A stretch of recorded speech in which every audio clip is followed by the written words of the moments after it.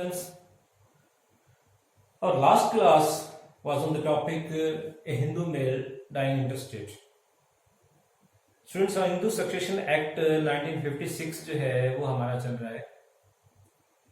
आज का हमारा जो टॉपिक है वो है what will be the rules of succession in case of a Hindu female dying interstate.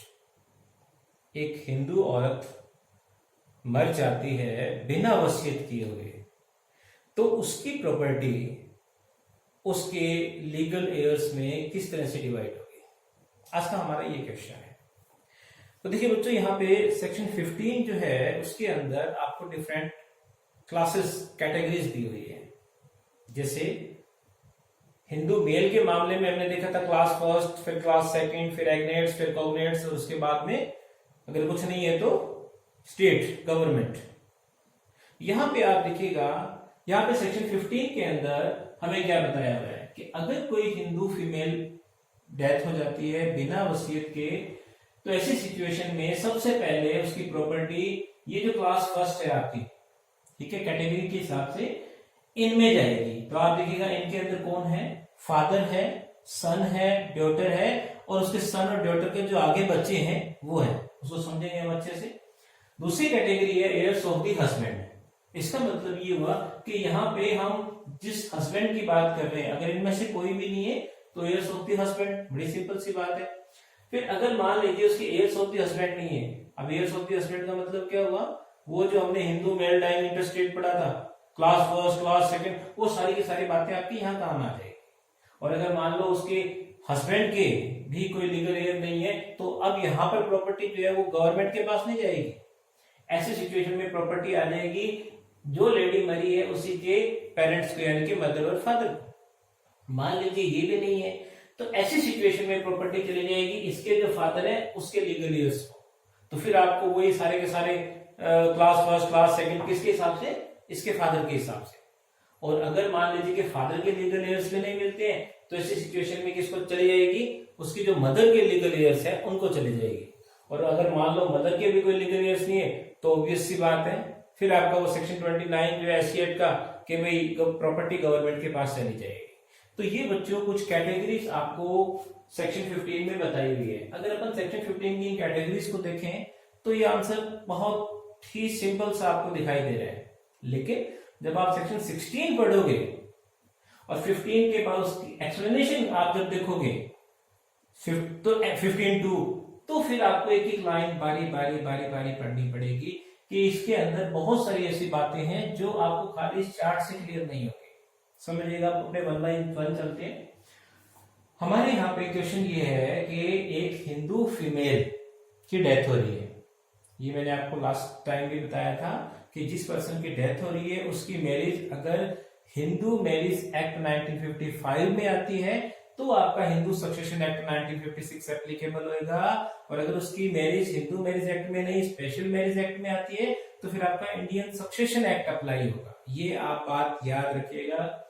अब अपन बात करते हैं बच्चों कि अगर हिंदू फीमेल की डेथ हो रही है तो इसकी फर्स्ट कैटेगरी में कौन है.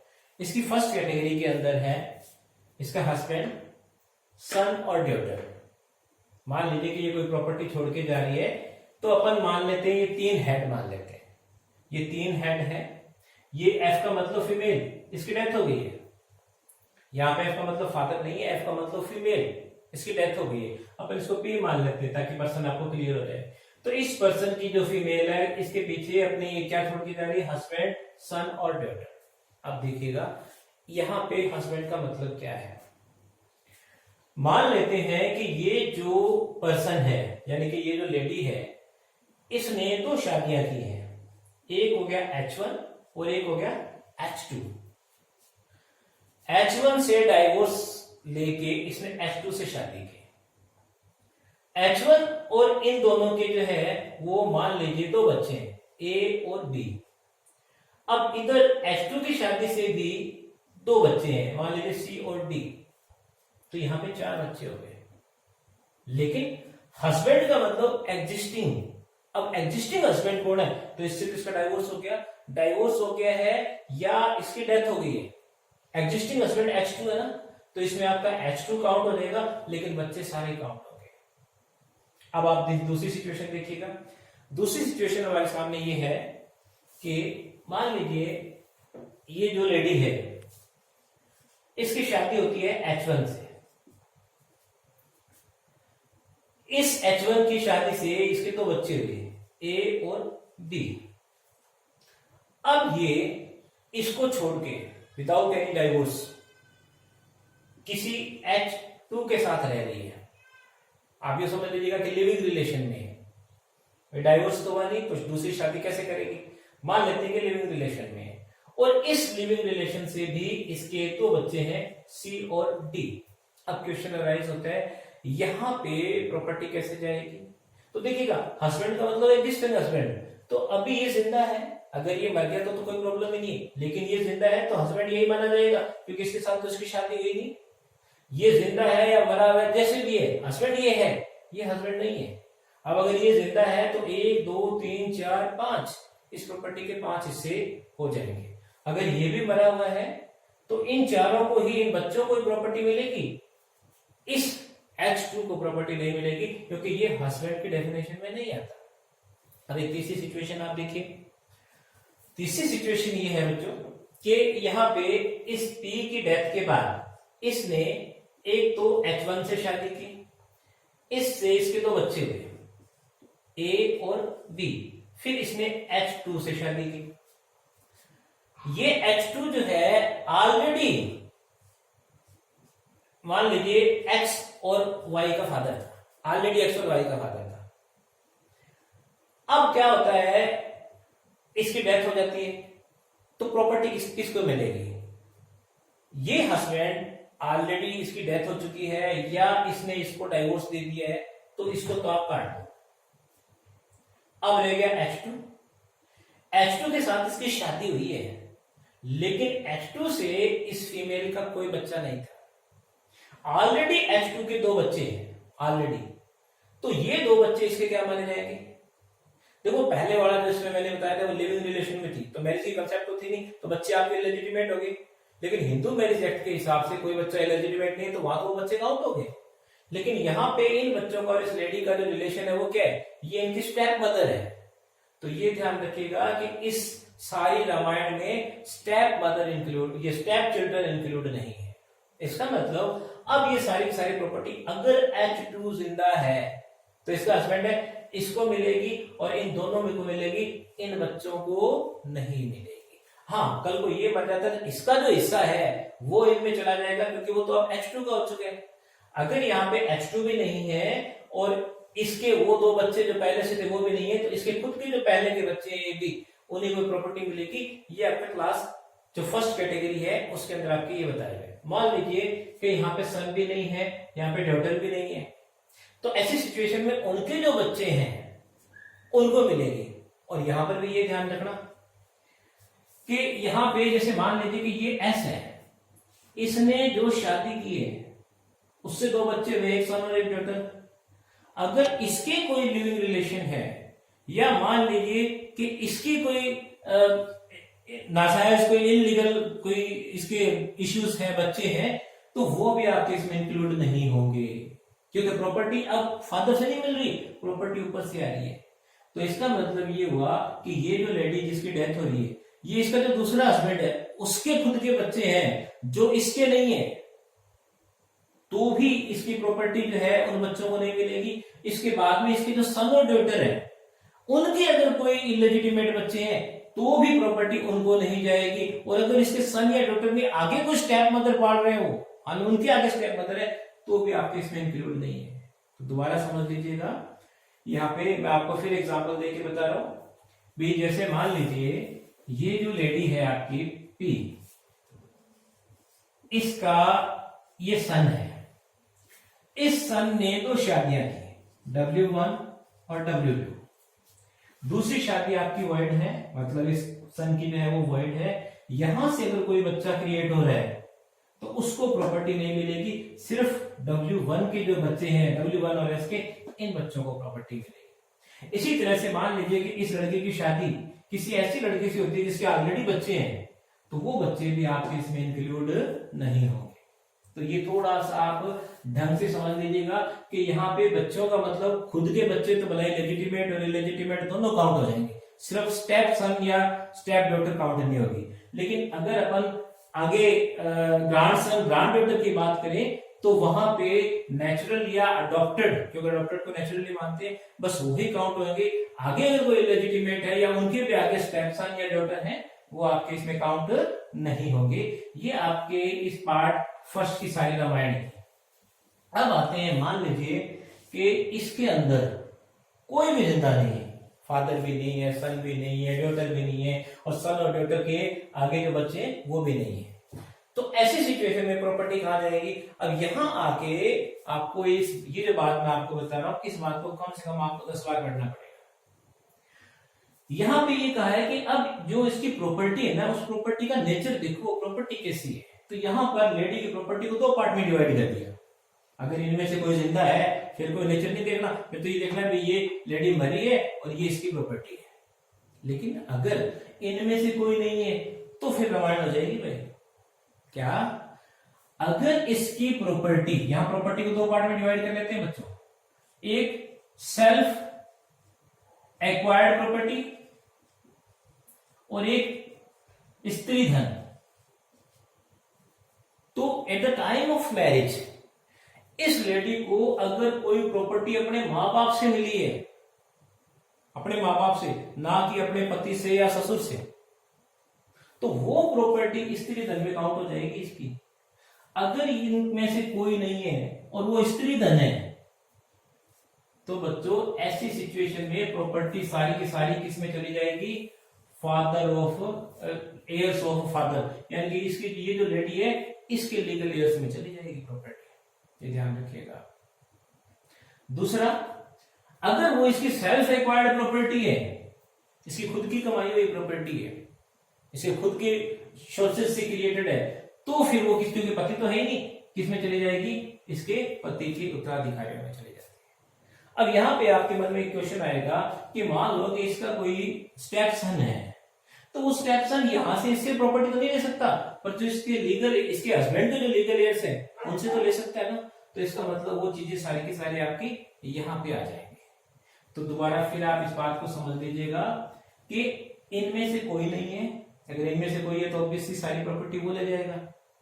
लेकिन अगर वो प्रॉपर्टी, या समझिएगा, अच्छा एक चीज मैं आपको बताना यहाँ भूल गया, या सारों का मतलब सन और डॉटर और उनके बच्चों से है, इसमें भी आपका हस्बैंड इंक्लूड नहीं है। ठीक है, समझ लीजिएगा इस चीज को, कंफ्यूज होने की जरूरत नहीं है आपको।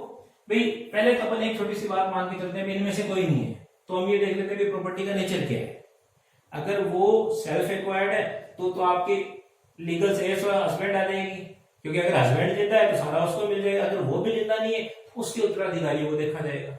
और अगर प्रॉपर्टी जो है वो स्त्री धन की डेफिनेशन में आ रही है, उसके खुद के लड़की के माँ बाप से मिली हुई है, तो फिर आपकी ये कैटेगरी खत्म हो जाएगी। प्रॉपर्टी सीधा किस में चली जाएगी? जो उस लेडी के फादर है उसकी कैटेगरी। यहां एक बात हमारे बीच में रहेगी, मान लीजिए कि सन डॉटर या आगे उनकी जनरेशन नहीं है, बस खाली कौन बच गए? हस्बैंड बच गए। तो ऐसी सिचुएशन में क्या होगा? अगर इस लेडी के पास जो प्रॉपर्टी है वो स्त्री धन की डेफिनेशन में आ रही है, ध्यान से सुनना मेरी बात, अगर वो स्त्री धन की डेफिनेशन में आ रही है, इसका मतलब वो प्रॉपर्टी उसके खुद के माँ बाप से मिली हुई है, तो उस प्रॉपर्टी को भी इसका पति नहीं ले सकता। उस लेडी यानी कि पति का जो ससुर है, यानी कि लड़की के जो माँ बाप है, उसके फादर, स्पेशली फादर की बात हो रही है, फादर के जो लीगल एयर्स है उनमें चली जाएगी। अभी बहुत ही कॉम्प्लिकेटेड पार्ट हो गया है, कुछ भी नहीं, लेकिन आप देखिएगा यहां कैसे साबित होगा। पति जिंदा है, अगर बच्चे वगैरह होते तो कोई टेंशन ही नहीं थी, लेकिन पति जिंदा है, प्रॉपर्टी पता लग रहा है कि सारी किसकी है? माँ बाप की है। तो इधर तो माँ बाप ने गिफ्ट किया और इधर इसके मरते ही वो आगे ये प्रॉपर्टी आप हमें दो, क्योंकि हस्बैंड का कोई हिस्सा नहीं है। तो ये अपने आप में बहुत ही कॉम्प्लिकेटेड पार्ट है और इस वजह से बहुत सारे डिस्प्यूट्स जो है वो अराइज हो जाते हैं। लेकिन लो तो है, लो तो हमें पढ़ना पड़ेगा और जैसा है वैसा ही पढ़ाना पड़ेगा। तो ये थोड़ा सा आप ध्यान रखिएगा कि इसकी डेथ के बाद में अगर इसके बच्चे वगैरह हैं तो आगे का ये सिस्टम आपका काम करेगा ही नहीं। बच्चे नहीं है, खाली पति है और प्रॉपर्टी कौन सी है? उसके खुद के पेरेंट्स की गिफ्टेड है, तो वो सारी की सारी प्रॉपर्टी वापस उसके फादर में चली जाएगी। तो यहाँ पे जो आपकी दान की जो बेसिक कंसेप्ट है ना बच्चों, वो खत्म हो जाती है, क्योंकि अपने तो ये कहते हैं दान दिया वो कभी वापस नहीं आता, लेकिन ये देख लो आपके सेक्शन 16 के अंदर ये तो आपका वापस जा रहा है, 15(2) के अंदर ही आपको ये चीज क्लियर हो जाएगी। तो उसके बाद में आप देखिएगा, अब मान लेते हैं हम कि भाई इसकी खुद की सेल्फ एक्वायर्ड प्रॉपर्टी है, ना पति है ना बच्चे हैं, सेल्फ एक्वायर्ड प्रॉपर्टी है, तो इसका मतलब क्या हुआ, इसका मतलब ये हुआ कि अब हमारे पास लीगल हेयर्स ऑफ हस्बैंड आ गए। तो लीगल हेयर ऑफ हस्बैंड के अंदर आप देखिए वही क्लास फर्स्ट, फिर क्लास सेकंड की आपकी जो 9 एंट्रीज थी वो एग्नेट्स और कॉग्नेट्स।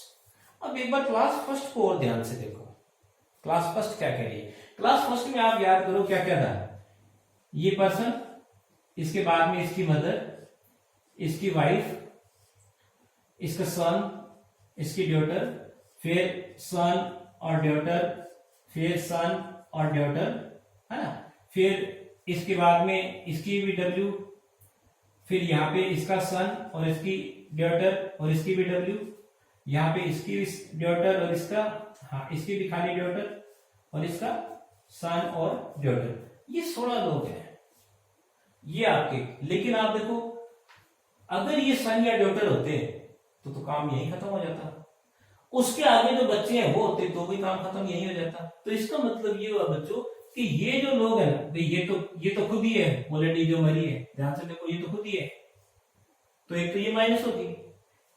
मदर अगर है यानी कि उसकी सास है तो उसकी पति के एयर्स में काउंट हो जाएगी, चलो अच्छी बात है। ये आपका ऑलरेडी इसमें आया हुआ है तो इसको भी खत्म कर दो, ये भी ऑलरेडी इसमें आई हुई है बच्ची तो इसको भी खत्म कर दो, इनके आगे बेटा बेटी ये भी आपके इसमें आए हैं तो ये भी खत्म कर दो। तो इसका मतलब पीछे बचा कौन, आप देखो पीछे बचा कौन, ये तो मरे हुए हैं,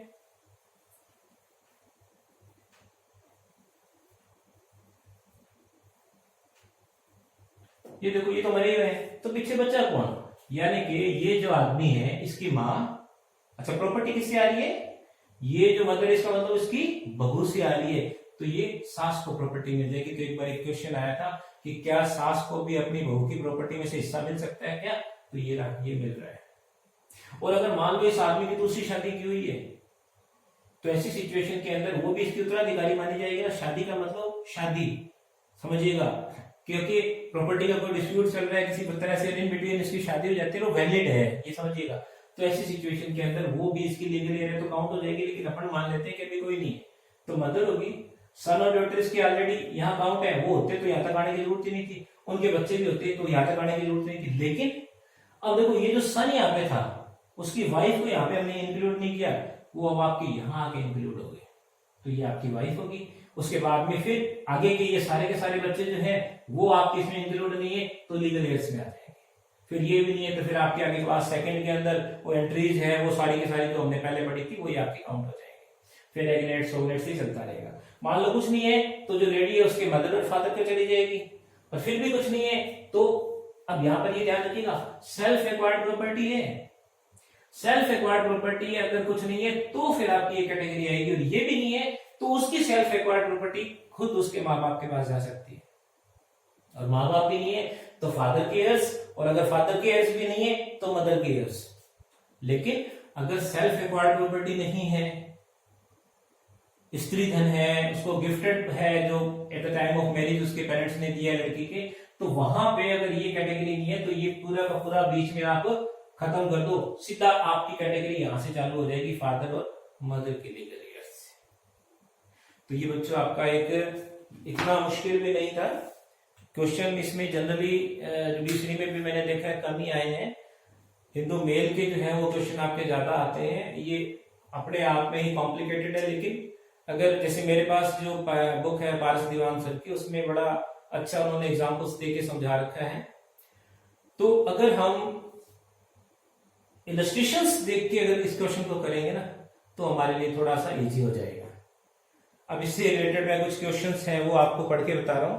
देखिए एक क्वेश्चन है हमारे पास कि एक हिंदू लेडी जो है वो बिना किसी वसीयत के मर रही और पीछे एक बेटी, अपना उसका पति, उसका फादर और भाई, यानी कि जो लेडी है वो अपने पीछे अपना एक तो बेटा बेटी छोड़ के जाती है, हस्बैंड भी है, और एक उसका फादर और एक उसका ब्रदर है। तो अब आप देखो पीछे अगर मान लो बेटा बेटी भी है, हस्बैंड भी है, ब्रदर भी है और फादर भी है, तो ब्रदर और फादर का तो मतलब ही नहीं है, क्योंकि बेटा बेटी और फादर है, उसका सॉरी हस्बैंड है, तो वो सारी की सारी प्रॉपर्टी आपकी वहां चली जाएगी। अब उसके बाद में देखिए एक बड़ा अच्छा क्वेश्चन मैं आपको यहाँ और बताऊं, इसी में दिया हुआ है कि एक लेडी जो है, मान लीजिए ये लेडी है आपकी पी, इसकी डेथ होगी, ये अपने पीछे एक स्टेप सन, यानी कि कुछ भी नहीं, स्टेप सन छोड़ के जा रही है।